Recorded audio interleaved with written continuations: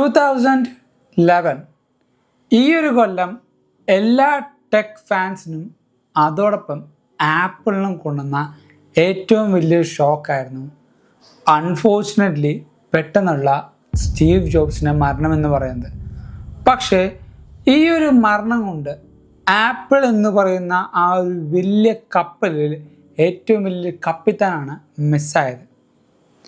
ഈ ഒരു സമയം കൊണ്ട് തന്നെ സ്റ്റീവ് ജോബ്സ് ഏറ്റവും റെവല്യൂഷനായ പ്രൊഡക്റ്റുകൾ ബിൽഡ് ചെയ്തായിരുന്നു. അതോടൊപ്പം തന്നെ ഏറ്റവും നല്ല സക്സസ് ബിൽഡ് ചെയ്തായിരുന്നു. അതോടൊപ്പം തന്നെ കമ്പനിക്ക് വേണ്ടിയുള്ള ഏറ്റവും നല്ലൊരു ഫാൻ ബേസും കൂടെ സ്റ്റീവ് ജോബ്സ് ആ ഒരു സമയം കൊണ്ട് ക്രിയേറ്റ് ചെയ്തായിരുന്നു. പക്ഷേ ഇതൊന്നുമല്ല, സ്റ്റീവ് ജോബ്സിൻ്റെ മരണത്തിന് ശേഷം ഏറ്റവും കൂടുതൽ ആപ്പിൾ എന്ന കമ്പനിയിൽ ഇല്ലാതിരുന്നത് കോൺഫിഡൻസ് ആയിരുന്നു. ഇൻവെസ്റ്റേഴ്സിന് എല്ലാവർക്കും പേടിയായി. മീഡിയക്ക് എല്ലാവർക്കും ആരാണ് അടുത്തതായിട്ട് വരാൻ പോകുന്ന കപ്പിത്താൻ എന്നുള്ള സംശയമായി. അതോടൊപ്പം തന്നെ യൂസേഴ്സിന് പോലും ആപ്പിൾ ഇനി ഉണ്ടാകുമോ എന്ന് വരെയുള്ള ടെൻഷനായിരുന്നു മുഖത്ത് വന്നിരുന്നത്. പക്ഷേ ആ ഒരു സമയത്ത് ഒരു കാം ഫേസ്, ചെറിയ പുഞ്ചിരിയായിട്ട് ഒരു സ്റ്റേജിൽ ഇന്നേ വരെയും കറക്റ്റായിട്ട് നിന്ന് ഒരു കംപ്ലീറ്റ് കീനോട്ട് പോലും പ്രസൻറ്റ് ചെയ്യാതെ ഒരാൾ കടന്നു വന്നു. Mister Tim cook.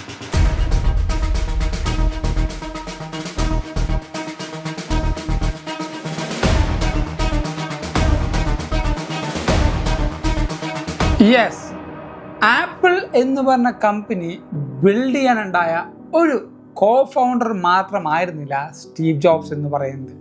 ആ ഒരു കമ്പനിയുടെ സോളായിരുന്നു സ്റ്റീവ് ജോബ്സ് എന്ന് പറയുന്നത്. പക്ഷേ ഒരു സ്നാപ്പ് ഓഫ് എ സെക്കൻഡ് കൊണ്ട് ആ ഒരു വ്യക്തിയുടെ മരണം ലോകത്ത് എല്ലാവർക്കും ഉണ്ടാക്കിയ ഷോക്ക് തന്നെയായിരുന്നു ആപ്പിളിനും ഉണ്ടാക്കിയത്. ആ ഒരു സമയത്ത് ആ ഒരു കമ്പനിയെ പിടിച്ചു നിർത്തിയത് ആ ഒരു കമ്പനിയുടെ CEO ആയി വന്നിരുന്ന ടിം കുക്ക് ആയിരുന്നു. ടിം കുക്ക് ആ ഒരു പേര് കേൾക്കുമ്പോൾ കുറേ പേര് വിമർശിക്കാറുണ്ട്. ഇപ്പോഴും പല ആൾക്കാരും ട്രോള് ചെയ്യാറുണ്ട്. പക്ഷേ നിങ്ങൾ ഇതെല്ലാം ചെയ്യുന്നതിന് മുമ്പ് ഹൂ ഈസ് ടിം കുക്ക് എന്നറിഞ്ഞിരിക്കണം. കാരണം ഇപ്പോൾ കാണുന്ന ഏകദേശം $4 ട്രില്യൺ വാല്യൂ കമ്പനിയാക്കി ആപ്പിളിനെ മാറ്റിയത് ഈ ഒരു വ്യക്തിയാണ്. So this is 7 days, 7 chapters, 1 story. This is your Ebin Savior.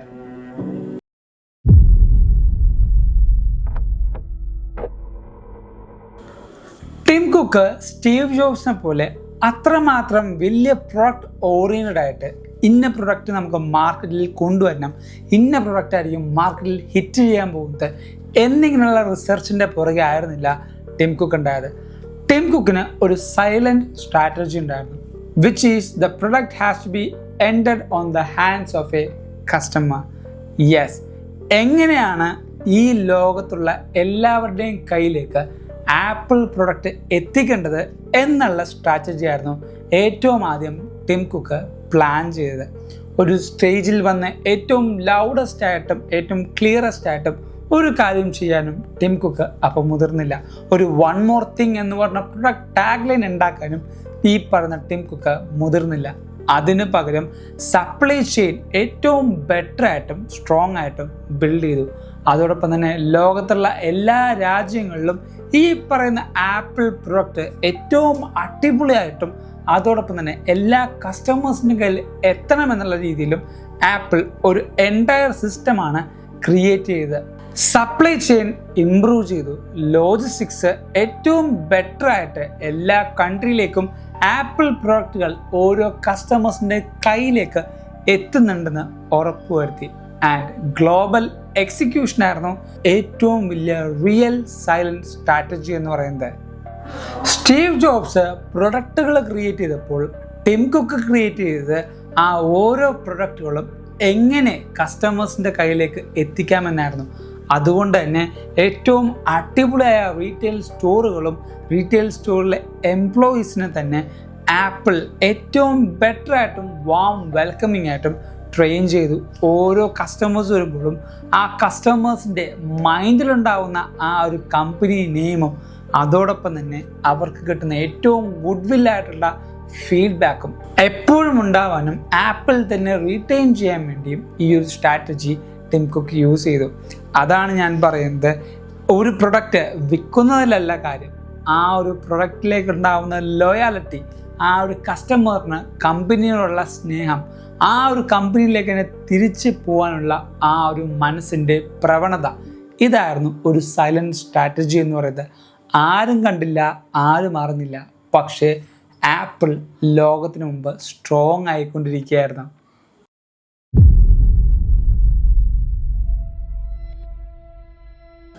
IPhone റിലീസായി കഴിഞ്ഞിട്ട് കുറേയധികം ആൾക്കാർ ഐഫോൺ എന്ന് പറയുന്ന ആ ഒരു ഡിവൈസിനെ വാനോളം ഉയർത്തി നെഞ്ചോട് ചേർത്ത് വെച്ചു. പക്ഷേ ഈ പറയുന്ന പ്രൊഡക്റ്റ് കൊണ്ട് മാത്രം ആപ്പിൾ എന്ന കമ്പനി ഇത്രമാത്രം ഉയരത്തിലെത്തില്ല എന്ന് ടിം കുക്കിന് അറിയാമായിരുന്നു. അതുകൊണ്ട് തന്നെ ഈ ഓരോ ഡിവൈസിലും യൂസ് ചെയ്യുന്ന എല്ലാ സർവീസും ഒരു യൂസറിന് അവന് പ്രിയപ്പെട്ടതാക്കാൻ വേണ്ടി ടിം കുക്ക് ചെയ്ത ഏറ്റവും വലിയ ഒരു എക്സ്പ്ലോഷനായിരുന്നു എക്കോസിസ്റ്റവും അതോടൊപ്പം തന്നെ ക്ലൗഡ് സർവീസ് എന്ന് പറയുന്നത്. ഐക്ലൗഡ് എന്ന് പറയുന്നത് ഇപ്പോൾ നമ്മൾ കാണുന്ന പോലെ വെറും ഒരു ക്ലൗഡ് സ്റ്റോറേജ് സർവീസ് മാത്രമല്ല, apple music, apple TV, fitness and more over നമ്മളിപ്പോൾ കാണുന്ന എല്ലാ ആപ്പിളിൻ്റെ ക്ലൗഡ് സർവീസും ടിം കുക്കാണ് സ്റ്റാർട്ട് ചെയ്തത്. അതുമാത്രമല്ല, ഇപ്പോൾ ഏറ്റവും കൂടുതൽ ആൾക്കാർ അവരുടെ ഹെൽത്ത് ട്രാക്ക് ചെയ്യുന്നത് ആപ്പിൾ വാച്ചിലാണ്. യെസ്, ലോകത്തെ ഏറ്റവും മോസ്റ്റ് ട്രസ്റ്റഡ് ആയിട്ടുള്ള ഒരു ഹെൽത്ത് ബാൻഡായിട്ടും അല്ലെങ്കിൽ ഹെൽത്ത് ട്രാക്കിംഗ് ഡിവൈസ് ആയിട്ടും ആപ്പിൾ വാച്ച് മാറി. ആപ്പിൾ വാച്ച് ഇൻട്രൊഡ്യൂസ് ചെയ്യുന്ന സമയത്ത് കുറേയധികം വിമർശനം ഉണ്ടായിരുന്നു. അതോടൊപ്പം തന്നെ ആപ്പിൾ വാച്ചിൽ ഇത്രയും വലിയ ടച്ച് സ്ക്രീൻ കൊണ്ടുവരുമ്പോൾ യൂസ് ചെയ്യുമോ എന്നുള്ള പേടി വരെയും പല കോമ്പറ്റീറ്റേഴ്സിനും ഉണ്ടായിരുന്നു. പക്ഷേ ലോകം അതിനെ ഉറ്റുനോക്കിയത് എങ്ങനെയായിരിക്കും അതിൻ്റെ യൂസ് കേസ് എന്നായിരുന്നു. ഏറ്റവും കൂടുതൽ ആൾക്കാർക്കും അവരുടെ ലൈഫിൽ ഒരു കമ്പാനിയൻ എന്നുള്ള രീതിയിലേക്ക് ആപ്പിൾ വാച്ചിൻ്റെ വളർച്ച നമുക്ക് കാണാൻ പറ്റും. ECG, heart rate, blood oxygen എന്നിങ്ങനെ ഒരു മനുഷ്യന് അവൻ്റെ ഏറ്റവും ബേസിക് ആയിട്ട് ലൈഫിൽ അറിയേണ്ട എല്ലാ കാര്യങ്ങളും ഈ ഒരു വാച്ചിലേക്ക്, ഒരു റിസ്റ്റിലേക്ക് ആപ്പിൾ ചുരുക്കി. ഹെൽത്ത് ഓൺ യുവർ റിസ്റ്റ് എന്നുള്ളൊരു കൊട്ടേഷനും കൂടെ കൊടുത്തതിനപ്പോഴത്തേക്കും ആപ്പിൾ വാച്ചിൻ്റെ ഒരു കംപ്ലീറ്റ് ഡീറ്റെയിൽസും നമുക്ക് മനസ്സിലായി. അതോടൊപ്പം തന്നെ ലോകത്തിലെ ഒരു ഇൻഡസ്ട്രി സ്റ്റാൻഡേർഡായിട്ട് മാറ്റിയ എയർപോഡ്സും ടിം കുക്കാണ് റിലീസ് ചെയ്തത്. എന്തുകൊണ്ടെന്നാൽ ആ ഒരു പ്രൊഡക്റ്റ് റിലീസ് ചെയ്തപ്പോൾ കുറേയധികം ആൾക്കാർ വയർലെസ് ആയുള്ള ഹെഡ്ഫോൺസ് എങ്ങനെയായിരിക്കും ഉപയോഗിക്കാൻ പോകുന്നത്, ഈ പറഞ്ഞ പ്രൊഡക്റ്റ് കുറേയധികം പ്രശ്നങ്ങളുണ്ടാക്കും, അതോടൊപ്പം തന്നെ എയർപോഡ്സ് എന്ന് പറഞ്ഞ പ്രൊഡക്റ്റ് ഏറ്റവും വേസ്റ്റ് ആവുകയും ആൻഡ് ഏറ്റവും ഡ്രോപ്പിലേക്ക് പോകും എന്ന് കരുതിയ കുറേയധികം ആൾക്കാരുണ്ടായിരുന്നു. ഈവൻ ദോ മീഡിയ പോലും ഈ പറഞ്ഞ പ്രൊഡക്റ്റ് ഒരു ഡം പ്രൊഡക്റ്റാണ് എന്ന് വരെ മുദ്രകുത്തി. പക്ഷേ ഇപ്പോൾ ഈ ഒരു 2026 ലോകത്തിലെ ഏറ്റവും കൂടുതൽ ആൾക്കാർ യൂസ് ചെയ്യുന്ന വയർലെസ് ഹെഡ്ഫോൺസിലേക്ക് ആപ്പിളിലെ എയർപോഡ്സ് നമുക്ക് കാണാൻ പറ്റും. എയർപോഡ്സും എയർപോഡ് മാക്സും എയർപോഡ്സ് പ്രോയും ഇപ്പോൾ ലോകത്തിലെ ഒരു ഇൻഡസ്ട്രി സ്റ്റാൻഡേർഡ് ലിമിറ്റായിട്ടും നമുക്ക് കണക്കൂട്ടാൻ പറ്റും. ഇതെല്ലാം ടിം കുക്കിൻ്റെ ഒരു എക്സ്പ്ലോസീവ് മൈൻഡിലായിരുന്നു വന്നുകൊണ്ടിരുന്നത്. ഒരു ഹാർഡ്വെയർ മാത്രമല്ല, അതിൻ്റെ കൂടെ ഒരു സോഫ്റ്റ്വെയർസും ആ ഒരു സോഫ്റ്റ്വെയറിൽ മൾട്ടിപ്ലയർ സർവീസും കൂടെ ഒരു കസ്റ്റമറിന് കൊടുത്താലാണ് അവന് ഏറ്റവും കൂടുതൽ ഈ പറഞ്ഞ പ്രൊഡക്റ്റ് ഒരു ടൂളായിട്ട് അവൻ്റെ ലൈഫിൽ യൂസ് ചെയ്യാൻ പറ്റുമെന്ന് ടിം കുക്ക് നേരത്തെ കണ്ടായിരുന്നു.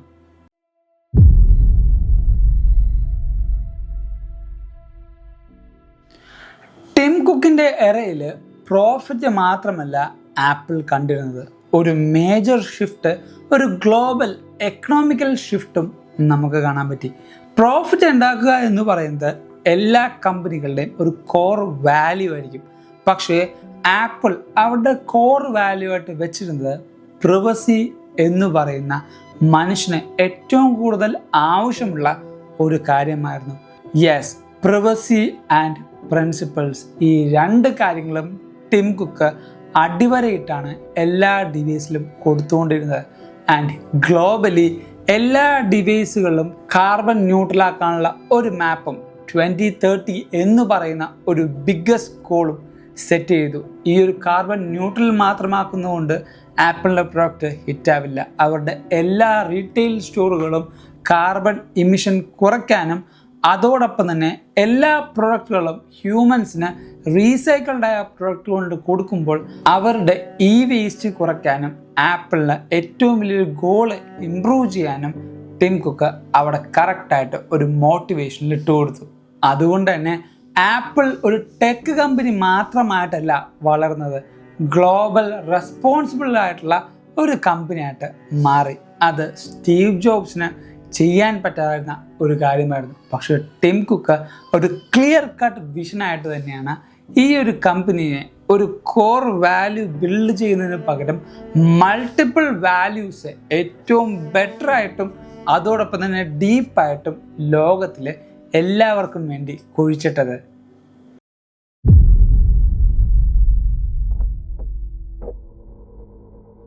ഒരു കമ്പനി ഒരു സ്ലോ പ്രോഗ്രസ്സിലാണ് പോകുന്നതെങ്കിൽ എല്ലാ ഇൻവെസ്റ്റേഴ്സിനും ഉണ്ടാകുന്ന പേടിയായിരിക്കും, അവർ ഇൻവെസ്റ്റ് ചെയ്ത ആ ഒരു മണി അവർക്ക് കറക്റ്റായിട്ട് തിരിച്ചു കിട്ടുമോ, അവർ ഇൻവെസ്റ്റ് ചെയ്തതിൽ അവർക്ക് പ്രോഫിറ്റ് ഉണ്ടാകുമോ എന്നുള്ളത്. പക്ഷേ ടിം കുക്കിന് ആ ഒരു പേടി ഉണ്ടായിരുന്നില്ല. Because he have a strong plan. Apple എന്തായിരിക്കണം, എങ്ങനെയായിരിക്കണം എന്നുള്ളൊരു കറക്റ്റ് ക്ലിയർ കട്ട് ഐഡിയ ആയിരുന്നു ടിം കുക്കിനുണ്ടായത്. ടിം കുക്കിൻ്റെ ഏറ്റവും വലിയ ഒരു കോട്ടായിരുന്നു be the best not the first എന്നായിരുന്നു ടിം കുക്കിൻ്റെ ആ ഒരു കൊട്ടേഷൻ. കാരണം ഒരു പ്രൊഡക്റ്റ് എത്രയും വേഗം റിലീസ് ചെയ്യാനായിരുന്നു സ്റ്റീവ് ജോബ്സിൻ്റെ ഏറ്റവും വലിയ ഐഡിയോളജി എന്ന് പറയുന്നത്. ഏറ്റവും ആദ്യം മാർക്കറ്റിൽ ആ ഒരു പ്രൊഡക്റ്റ് കൊണ്ടുവരണം, ആപ്പിൾ ആയിരിക്കണം ആ ഒരു പ്രൊഡക്റ്റ് മാർക്കറ്റിലെ ലോകത്തിൽ തന്നെ ഏറ്റവും ആദ്യം ഇൻട്രൊഡ്യൂസ് ചെയ്യണമെന്നായിരുന്നു സ്റ്റീവ് ജോബ്സിൻ്റെ ഐഡിയോളജി. പക്ഷേ ടിം കുക്ക് ചിന്തിച്ചത് ഡിഫറെൻ്റ് ആയിട്ടായിരുന്നു. ഏറ്റവും ആദ്യം കൊണ്ടുവരുമ്പോൾ കുറേയധികം മിസ്റ്റേക്സ് വരാനുള്ള ചാൻസ് ഉണ്ട്. ആ മിസ്റ്റേക്സ് നമുക്കുണ്ടാകുന്ന കസ്റ്റമേഴ്സിനെ ചിലപ്പോൾ വിട്ടുപോകാനും അല്ലെങ്കിൽ ആപ്പിളിൽ നിന്ന് വിട്ടകലാനും ചാൻസ് ഉണ്ടായിരുന്നു. അതുകൊണ്ട് തന്നെ ഏറ്റവും ആദ്യം ഓടി എത്തുന്നതിലല്ല, ഏറ്റവും അടിപൊളിയായി മാക്സിമം മിസ്റ്റേക്കുകൾ കുറച്ചുകൊണ്ട് ഏറ്റവും നല്ലൊരു പ്രൊഡക്റ്റ് റിലീസ് ചെയ്യാനായിരുന്നു, ബെസ്റ്റ് പ്രൊഡക്റ്റ് റിലീസ് ചെയ്യാനായിരുന്നു ടിം കുക്കിൻ്റെ വിഷണറി എന്ന് പറയുന്നത്.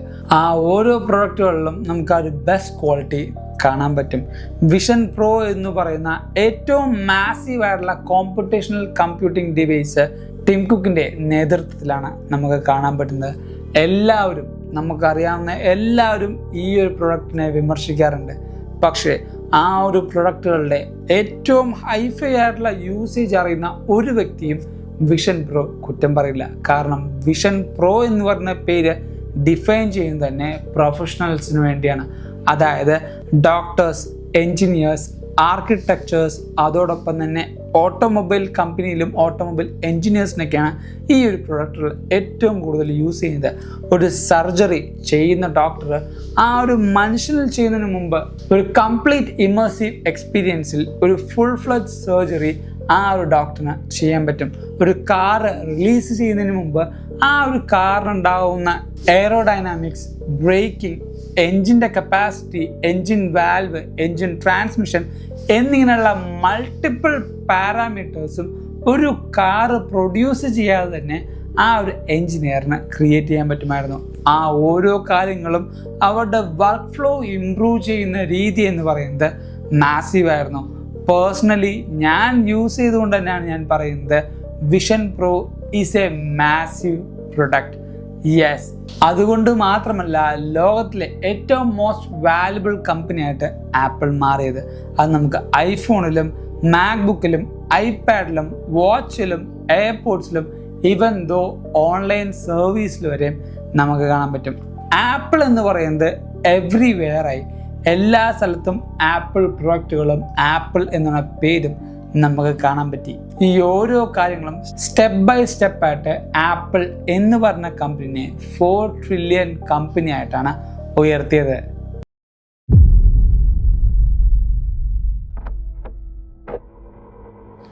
ജോൺ ടേണേഴ്സ്, ആപ്പിൾ എന്ന് പറയുന്ന ആ ഒരു വലിയ കപ്പലിൻ്റെ കപ്പിത്താനാവാൻ പോകുന്ന ഒരു വ്യക്തി CEO പോസ്റ്റിലേക്ക് സെപ്റ്റംബർ 1 2026 കയറാൻ പോകുന്ന ആ ഒരു വ്യക്തി ആരാണിത്?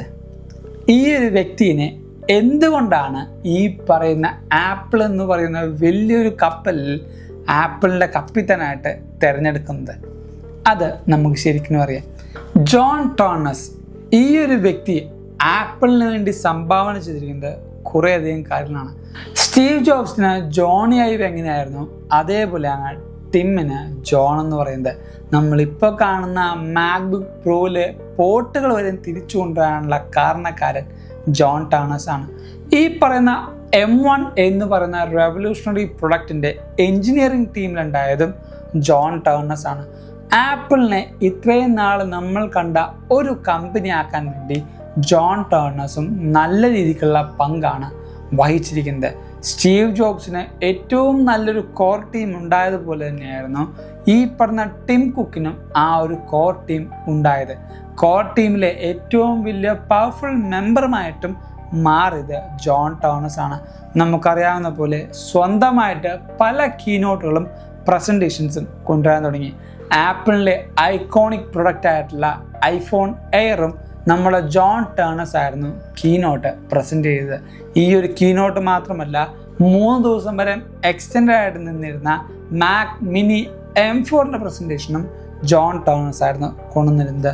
ആ ഒരു ഇൻ്റൽ മാക്ബുക്ക് ട്രാൻസിഷനിൽ നിന്ന് ആപ്പിളിലെ ഏറ്റവും എഫിഷ്യൻറ്റും പവർഫുള്ളുമായിട്ടുള്ള M സീരീസ് ചിപ്പിലേക്ക് വന്നപ്പോഴത്തേക്കും ആപ്പിളിനുണ്ടായ മാറ്റത്തിൻ്റെ ഒരു കാരണക്കാരൻ, മൂല കാരണക്കാരനും ഈ പറയുന്ന ജോൺ ടോണസ് തന്നെയാണ്.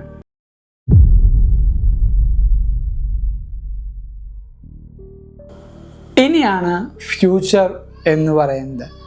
ആപ്പിളിന് ഇപ്പോൾ AI ഇൻ്റലിജൻസ് വരുന്നുണ്ട്, ഓൺ ഡിവൈസ് ആയിട്ടുള്ള പല കാര്യങ്ങളുണ്ട്, കോമ്പുട്ടേഷണൽ കമ്പ്യൂട്ടിംഗ് ഉണ്ട്, വിഷൻ പ്രോ, ലോകത്ത് ഏറ്റവും കൂടുതൽ ജനങ്ങളും ഇഷ്ടപ്പെടുന്ന ഐഫോൺ സീരീസ് എന്നിങ്ങനെ കുറേയധികം കാര്യങ്ങൾ ഈ ഒരു ടെക്നോളജി വേൾഡിലുണ്ട്. ടെക്നോളജി എന്ന് പറയുന്നത് ഒരു വൈഡ് ഓപ്പൺ സീ ആണ്. ഈ ഒരു സീയിൽ ഏറ്റവും നല്ലൊരു കപ്പലായിട്ടാണ് ആപ്പിൾ ഇപ്പോഴും പൊയ്ക്കൊണ്ടിരിക്കുന്നത്. അതിൻ്റെ കപ്പിത്താനായിട്ട് നിൽക്കുമ്പോൾ ജോൺ ടോണസിന് ഇപ്പോൾ പോകുന്ന ആ ഒരു സ്റ്റഡി ആൻഡ് ഡീപ്പ് ഡെപ്തിലൂടെ പോകാൻ പറ്റുമോ? അത് ഏറ്റവും വലിയ ഡൗട്ടാണ്. കാരണം സ്റ്റീവ് ജോബ്സിന് ഏറ്റവും നല്ലൊരു കോർ ടീം ഉണ്ടായിരുന്നു എന്ന് ഞാൻ പറഞ്ഞായിരുന്നു. അതോടൊപ്പം ടിം കുക്കിനും ഏറ്റവും നല്ല ഒരു കോർ ടീം ഉണ്ടായിരുന്നു. ടിം കുക്ക് CEO ആയിട്ട് സ്റ്റെപ്പ് ഡൗൺ ചെയ്ത് എക്സിക്യൂട്ടീവ് ചെയർമാൻ ആകുമ്പോഴും പകുതിയോളം ആപ്പിളിൻ്റെ കോർ ടീം പോയി കഴിഞ്ഞു. കാരണം ഈ പറഞ്ഞ ആപ്പിൾ വാച്ചിൻ്റെ VP ആയിട്ടുള്ള ജെഫ് വില്യംസ് റിട്ടയർ ചെയ്തു. നമ്മൾ ഇത്രയും നാളും കണ്ടിരുന്ന ഡൈനാമിക് ഐലൻഡും അതോടൊപ്പം iOSൻ്റെ 26 കണ്ട ലിക്വിഡ് ക്ലാസും എല്ലാം ക്രിയേറ്റ് ചെയ്ത ആ ഒരു ഹ്യൂമൻ ഇൻ്റർഫേസ് ക്രിയേറ്റ് ചെയ്ത അലൻ ഡൈ ഇപ്പോൾ ആപ്പിളിൽ നിന്ന് റിസൈൻ ചെയ്തിരിക്കുകയാണ്. ആപ്പിളിൽ നിന്ന് റിസൈൻ ചെയ്യുക മാത്രമല്ല, ജോയിൻ ചെയ്തിരിക്കുന്നത് ആപ്പിളിൻ്റെ വൺ ഓഫ് ദ മെയിൻ കോമ്പറ്റീറ്ററായ മെറ്റ AIയിലാണ്. സോ ആപ്പിൾ എന്ന് പറയുന്ന കപ്പലിൽ തന്നെ കുറേയധികം വേക്കൻ്റ് ആയിട്ടുള്ള ചേംബേഴ്സ് നമുക്ക് കാണാൻ പറ്റും. ഈ എല്ലാ വീക്കെൻഡ് ചേംബേഴ്സും ജോൺ ടോണസിന് കറക്റ്റായിട്ട് മെയിൻറ്റെയിൻ ചെയ്താൽ മാത്രമാണ് ഒരു ഫ്യൂച്ചർ ആപ്പിൾ നമുക്ക് കാണാൻ പറ്റുക. സ്റ്റീവ് ജോബ്സിൻ്റെ ഐഡിയോളജീസും അതോടൊപ്പം തന്നെ ടിം കുക്കിൻ്റെ വിഷണറീസും മെൻറ്ററിങ്ങും ഈ ഒരു വ്യക്തിക്ക് ജോണിന് കിട്ടുകയാണെങ്കിൽ നമ്മൾ കാത്തിരുന്ന അല്ലെങ്കിൽ നമ്മൾ ആഗ്രഹിച്ച പല പ്രൊഡക്റ്റുകളും നമുക്ക് കാണാൻ പറ്റും. ടച്ച് സ്ക്രീനിലുള്ള മാക്ബുക്ക് നമുക്ക് ലഭിക്കും. ഏറ്റവും അടിപൊളിയായുള്ള ക്യാമറ ഇൻ്റഗ്രേറ്റഡ് ആയിട്ടുള്ള എയർപോഡ്സ് നമുക്ക് ലഭിക്കും. പുതിയ ഐഫോൺ ഫോൾഡുകൾ നമുക്ക് ലഭിക്കും. എയർപോഡ്സിൻ്റെ ഒരു പുതിയ സീരീസ് നമുക്ക് കാണാൻ പറ്റും. ഹോം പോഡിൽ തന്നെ നമുക്ക് ഹോം സെക്യൂരിറ്റി ഉള്ള ഡിവൈസുകൾ കാണാൻ പറ്റും. ആൻഡ് മോസ്റ്റ് ഇമ്പോർട്ടൻ്റ്ലി AI എന്ന് പറയുന്ന ആ ഒരു വലിയ കാര്യം ആപ്പിൾ ഇൻ്റലിജൻസിൽ അച്ചീവ് ചെയ്ത് എല്ലാ യൂസേഴ്സിനും ആപ്പിൾ ഇൻ്റലിജൻസ് എന്ന് പറയുന്നത് ഒരു ഡെയിലി റുട്ടീനായിട്ട് യൂസ് ചെയ്യാൻ പറ്റുന്ന ഒരു സർവീസായിട്ട് നമുക്ക് കാണാൻ പറ്റും. ഇത് എല്ലാം ഇനി വരാൻ പോകുന്ന ജോൺ ടോണസ് എന്ന് പറയുന്ന ഒരു CEOയുടെ കയ്യിലായിരിക്കും. പക്ഷേ ഞാൻ ഇപ്പോഴും പറയാം, ആപ്പിളിലെ ഏറ്റവും വലിയ സോൾ എന്ന് പറയുന്നത് സ്റ്റീവ് ജോബ്സ് ആണ്. യെസ്, കാരണം he is A legend. But Tim cook made Apple inevitable, powerful and most valuable company in the world. ആ ഒരു ലെഗസി, ആ ഒരു പ്രൈഡ് ഈ വരുന്ന ജോൺ ടൈറസിനും കംപ്ലീറ്റ് ആയിട്ട് കൊണ്ടുപോകാൻ പറ്റുമെന്ന് നമുക്ക് കാത്തിരുന്ന് കാണാം. സോ ഈ ഒരു 7 days 7 chapters 1 story എന്ന് പറയുന്ന ഈ ഒരു സീരീസ് ഇവിടെ കഴിയുകയാണ്. നിങ്ങൾക്ക് ഇഷ്ടപ്പെട്ടാൽ ഇപ്പം തന്നെ ലൈക്ക് ചെയ്യുക, എല്ലാ അഭിപ്രായങ്ങളും തൊട്ട് താഴത്ത് കമൻറ്റ് ചെയ്യുക, follow and subscribe for more apple contents.